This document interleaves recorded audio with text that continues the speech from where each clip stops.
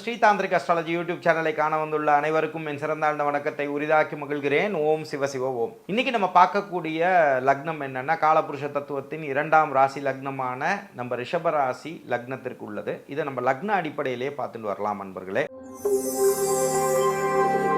ரிஷபராசி அப்படின்னு சொல்லும் பொழுதே நீங்கள் என்ன புரிஞ்சுக்கணும்னா, இந்த ரிஷபராசி அன்பர்கள் எப்பயுமே பார்த்தீங்கன்னா ஆரம்பத்தில் பழகிறதுக்கு கொஞ்சம் முரட்டுத்தனமாக இருக்கிற மாதிரி இருக்கும். ஆனால் பேசிக்காகவே அவங்க ரொம்ப ஹானஸ்டானவங்க. ரிஷப லக்னக்காரர்களுக்கு பொய் சொன்னால் பிடிக்காது, மேனிப்புலேட் பண்ணால் சுத்தமாக பிடிக்காது. நட்புக்கு உதாரணமானவர்கள் ரிஷப லக்னக்காரர்கள். அதே மாதிரி இந்த ரிஷப லக்னக்காரர்களுக்கு நீங்கள் ஏதாவது ஒரு உதவி செஞ்சுருந்தீங்கன்னா அவங்க மறக்கவே மாட்டாங்க. அதுக்காகவே உங்களுக்கு கூடயே இருப்பாங்க. நட்புக்காக என்ன வேணால் செய்வாங்க. ஆனால் அவங்க ஏமாந்து போயிடுவாங்க, அது அடுத்தது. பட் இருந்தாலும் இவங்களுடைய அசட் பார்த்திங்கன்னா இதுதான். இவங்களோட இருப்பாங்க. ரொம்ப நீட்டான ட்ரெஸ்ஸிங்ஸ் பண்ணக்கூடிய சென்ஸ் இருக்கும், நல்ல சென்ஸ் இருக்கும். காரணம் என்னென்னா, இவருடைய அதிபதியான குரு. இது என்ன குரு? அசுரகுரு. அசுரகுரு யார்? சுக்ராச்சாரியார். அப்போ இந்த சுக்ராச்சாரியாரோட குணம் எப்பயுமே நான் சொன்னேன் பாருங்கள், அந்த மேஷ லக்னத்துக்கு வரக்கூடிய யோகர்னு சொல்லக்கூடிய அமைப்பில் எப்படி நம்ம பிரகஸ்பதி சொன்னோமோ, மன்னவன் பொன்னவன் சொல்கிற மாதிரி இந்த சுக்ராச்சாரியார் எப்படின்னா, அசுரகுரு எப்படி பண்ணுவார்னா, சரி பார்த்துருவோமே ஒரு கை அப்படின்னு சொல்கிறது தான் அசுரகுரு. நான் சொல்கிறது புரியுதுங்களா? அசுரகுருன்னு சொல்கிறதுனால அவங்க கெட்டவங்கெல்லாம் கிடையாது. அதை நீங்கள் புரிஞ்சுக்கணும். அசுரகுரு அப்படின்னா இது கலியுகத்திற்கான காலங்கள் போயிட்டு இருக்கும்போது ஜென்ரலாகவே யாருக்கெல்லாம் பார்த்திங்கன்னா இந்த சுக்கிரனோட தன்மை நல்லா இருக்கோ அவங்கெல்லாம் பார்த்திங்கன்னா நீட்டாக ட்ரெஸ் பண்ணுவாங்க. அதே மாதிரி பார்க்கும்போது அவங்கள்ட்ட ஒரு வசீகர தன்மை நல்லாயிருக்கும். அதே மாதிரி அவங்கள்ட்ட அந்த தங்கம்லாம் விட அவங்கள்ட்ட அந்த ஃபேஷன் ஜுவல்லரி, அதே மாதிரி பார்த்திங்கன்னா இந்த சினிமா துறையில் இருக்கக்கூடிய அமைப்பெல்லாம் சுக்கிரனோட தன்மை நல்லா இருந்தால் தான் அதில் உச்ச நட்சத்திரம்னு நம்ம தமிழ்நாட்டில் சொல்லக்கூடியவரோட ஜாதகம்லாம் பார்த்திங்கன்னா சுக்கிரனோட அம்சம் அப்படி இருக்கும். நான் சொல்கிறது புரியுதுங்களா? எதுக்காக இந்த வார்த்தையெல்லாம் சொல்கிறேன்னா, அசுர குருன்னு சொல்கிறதுனால அவர் கெட்டவர் கிடையாது. எப்படி தேவகுருவான பிரகஸ்பதியும் முழு சுபரோ, இந்த அசுர குருவான நம்ம சுக்ராச்சாரியாரும் முழு சுபரே. எனினும் இதில் பார்த்திங்கன்னா இந்த தேவகுருவும் அசுரகுருவும் பார்த்திங்கன்னா நேர்பகையாளர்கள். ஏன் அப்படின்னா, இந்த சுக்ராச்சாரியார் பார்த்திங்க அப்படின்னா தன்னோட சிஷ்யர்களான பார்த்திங்கன்னா அசுரர்களுக்கு அவரும் நல்லதை சொன்னாலும் அவங்க தப்பே செஞ்சாலும் வா நான் கூட இருக்கேன் நான் பார்த்துக்கிறேன்னு சொல்லி இழுத்து கொண்டு போவார். நான் சொல்கிறது புரியுதுங்களா? அதனால என்ன ஆகும்னா, இந்த மாதிரி அமைப்பில் இருக்கக்கூடிய ரிஷப லக்னக்காரர்கள் தீய பழக்கத்துக்கு அடிமையாகாமல் இருந்தீங்கன்னா செல்வ வளம் கிடைக்கும்.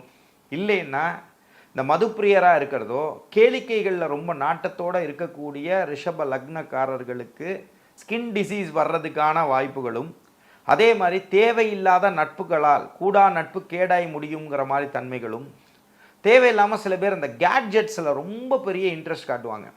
கேட்ஜெட்ஸ்னால் நான் சொல்லக்கூடியது இந்த சும்மா இந்த மொபைல் ஆக்சசரிஸ் போய் வாங்குறது, இந்த சும்மா இந்த ஆன்லைன் ஷாப்பிங்கில் போய் எதையாவது நோண்டிகிட்டே இருக்கிறது, அது தேவையே இல்லாத பொருளாக இருக்கும். இந்த மாதிரி விஷயங்களில் தேவையில்லாத அந்த பணத்தை போய் வேஸ்ட் பண்ணுறது, என்ஜாய் பண்ணுவோமேன்னு சொல்லிட்டு கையில் ரிசர்வ்ஸே இல்லாமல் செலவு பண்ணுறது, இதுதான் சில அமைப்புகளில் ரிஷப லக்னக்காரர்கள் இந்த மாதிரி பண்ணி கடைசி அவங்களுக்குன்னு ஒரு இது வரும்போது பார்த்திங்கன்னா கையில் காசே இருக்காது ஒரு எமர்ஜென்சிக்கு. இந்த மாதிரி விஷயங்களில் இருக்கக்கூடியவர்கள் இந்த மாதிரி ஒரு தீய விஷயங்களுக்குள்ளே போயிட்டால் இந்த மாதிரி அன்வான்டான எக்ஸ்பென்சஸை இழுத்து போயிடுங்கிறது தான் உண்மை. அதே மாதிரி இந்த மாதிரி ரிஷப லக்னக்காரர்களுக்கு பார்த்திங்கன்னா மகாலட்சுமி யோகம் மேக்சிமம் இருக்கக்கூடிய ரிஷப லக்னக்காரர்களுக்கு வந்துடுது இந்த ஜாதக அமைப்புலங்கிறது தான் யதார்த்த உண்மை. அதே மாதிரி இந்த ரிஷப லக்னக்காரர்களுக்கு அவங்களுக்கு பார்த்திங்கன்னா எந்த இடத்துலையுமே நம்ம குருவோட சேர்ந்து சுக்ராச்சாரியார் வந்துருத்துனா அந்த இடத்துல பார்த்திங்கன்னா அந்த பாவங்கள் கெட்டு போயிடுதுங்கிறது தான் வருத்தமான உண்மை.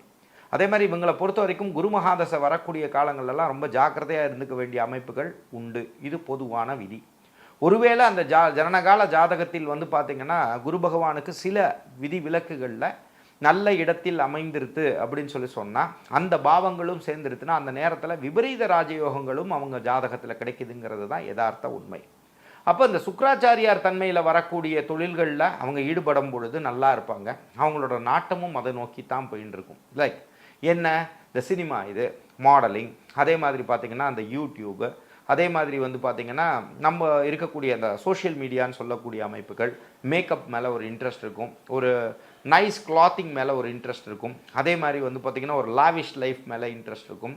அதே மாதிரி எது செஞ்சாலும் ஒரு அழகாக செய்யணும், ஒரு டெக்கரேட்டிவாக செய்யணுங்கிறதுக்கெல்லாம் செலவு பண்ணலாம் யோசிக்க மாட்டாங்க. ஈவன் செப்பல் போடுறத கூட பார்த்து பார்த்து பண்ணுவாங்க. இந்த மாதிரி அமைப்புகள்லாம் அவங்களுக்கு இன்ட்ரெஸ்ட் வரும். இதையே அவங்க தொழிலாக கொண்டவர்கள்லாம் ஒரு பேஷனேட்டாக சில பேர் பிஸ்னஸ் பண்ணுவாங்க.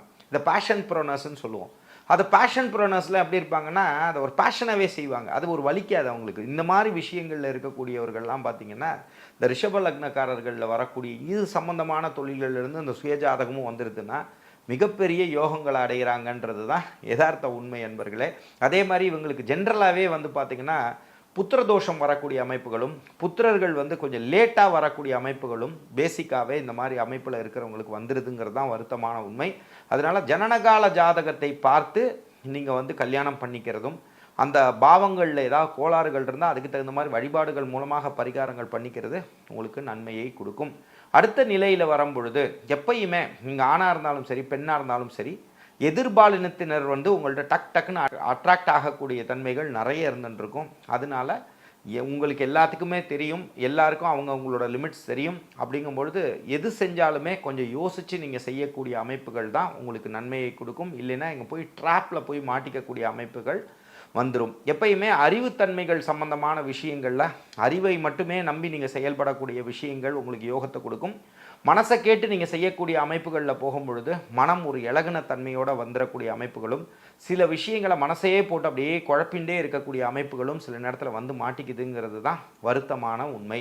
அதையே யோசிச்சுட்டே இருப்பீங்க. சரிங்களா? அஜிஜோ இப்படி ஆகிடுத்தே இப்படி பண்ணிட்டாங்களேன்னு சொல்லும் போதே அந்த கோபமும் சேர்ந்து வந்துடும். ஒருவேளை அவங்க தீய பழக்கங்களில் இருக்கிறவங்களா இருந்து தீய நட்புகளில் பழகக்கூடிய அன்பர்களாகலாம் இருந்தாங்கன்னா தப்பாக சட்டவிரோதமான சில செயல்பாடுகளை பண்ணி அஜ்ஜோ ஒரு கோவத்தில் நான் செஞ்சிட்டேனே, இந்த கோவத்தில் போய் செஞ்சு நான் அரசாங்கத்தில் தண்டிக்கப்பட்டு பல வருஷம் நான் உள்ளே இருக்கிற மாதிரி ஆகிடுத்தேன்னு சொல்லக்கூடிய அமைப்புகள்லாம் படப்படன்னு நடந்துருன்றதும் சில நேரங்களில் இந்த ரிஷபலக்னக்காரர்களுக்கு நடந்துருதுங்கிறது தான் வருத்தமான உண்மை. அதனால் அந்த கோவம் டக்குன்னு ஒரு புல் மாதிரி ஒரு கோவம் வரும். அந்த கோவம்ன்றது வந்து ஒரு பாசினஸ்ன்னு சொல்லலாம்.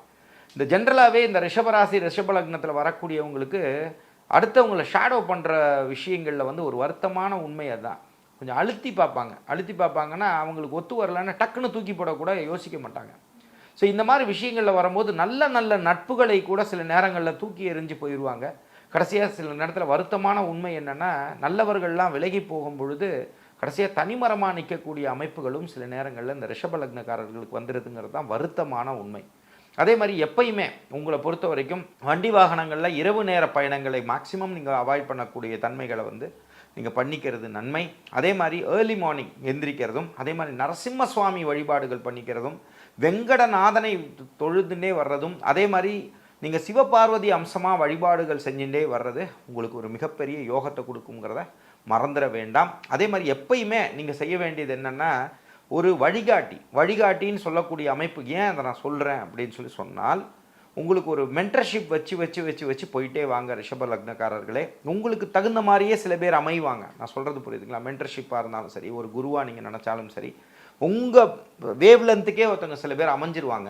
இந்த மாதிரி அமைப்பில் இருக்கிறவங்கள நீங்கள் கூடையே பயணப்பட்டுட்டே போகும் பொழுது உங்களுக்கு வந்து பல நன்மைகள் உங்கள் வாழ்க்கையில் கிடச்சிருங்கிறதுல ரிஷபலக்னக்காரர்களுக்கு எந்த ஒரு மாறுபட்ட கருத்தும் கிடையாது. எப்பெல்லாம் நேரம் கிடைக்குதோ அனந்த பத்மநாப சுவாமியை வழிபட்டுட்டே வர்றதும் நரசிம்ம சுவாமியை வழிபட்டுட்டே வர்றதும் உங்கள் வாழ்க்கையில் மிகப்பெரிய நன்மை கொடுக்கும். அதே மாதிரி ஒருவேளை உங்களுக்கு ஸ்கின் டிசீஸ் இருக்குது, நீங்கள் வந்து தேவையில்லாத மதுப்பிரியராக இருந்துட்டுருக்கீங்க அப்படின்னு சொன்னால் நீங்கள் கால பைரவர் வழிபாடும் அதே மாதிரி வந்து பார்த்திங்கன்னா கருப்பண்ண சுவாமி வழிபாடும் நீங்கள் உங்கள் வழிபாட்டில் சேர்த்து நீங்கள் செய்ய சில மாற்றங்கள் உங்கள் வாழ்க்கையில் நிகழ்கிறத நீங்கள் புரிஞ்சுக்கலாம் நண்பர்களே. இதே மாதிரி அந்த தசாநாதன் புத்திநாதன் கணக்குக்கு உள்ள வழிபாடுகளையும் தெரிஞ்சுட்டு அதுக்கு தகுந்த மாதிரி வழிபாடுகளை செய்யும் பொழுது கண்டிப்பாக உறுதியாக உங்கள் வாழ்க்கையில் மிக நிறைய அற்புத பலன்கள் உங்கள் ஜனனகால ஜாதகத்தில் இருக்கும்போது நீங்கள் அதையும் பார்த்து பயன்பெறுங்கள். ஒருவேளை உங்களோட பர்சனல் கன்சல்டேஷன் எங்களோட வேணும்னு நினச்சாலும் அதுக்கு முறையான கட்டணங்கள் செலுத்தும் பட்சத்தில் உங்களுக்கு எங்களால் கைட் பண்ணி தர முடியும் நண்பர்கள். இதே மாதிரி நிறைய நிகழ்ச்சிகள் ஸ்ரீ தாந்திரிக் அஸ்ட்ராலஜிங்கிற யூடியூப் சேனலில் போய் பார்த்தீங்கன்னா நிறைய தகவல்கள் நம்ம கொடுத்துன்னு வந்துட்டுருக்கோம். பஞ்சாங்க கேலண்டர் இலவசமாக தான் தந்துட்டுருக்கோம். பானலிங்கமும் இலவசமாக தான் தந்துட்டுருக்கோம். தேவைப்படுறவங்களாக இருந்தால் திருச்சி சென்னை ஆஃபீஸில் வந்து நேரடியாக அதை வாங்கிக்கலாம். அப்படி இல்லைனா போஸ்டல் சார்ஜஸ் கொடுக்கும் பட்சத்தில் உங்கள் வீடு தேடி அனுப்பிச்சி வச்சுருவோம் நண்பர்களே. மாலை மற்றும் ஒரு தொகுப்புடன் உங்களை சந்திக்கும் வரை உங்களிடமிருந்து வணக்கம் கூறி விடைபெறுவது உங்கள் விஜய் சேத்து நாராயணன். நன்றி, வணக்கம். ஓம் சிவ சிவ ஓம்.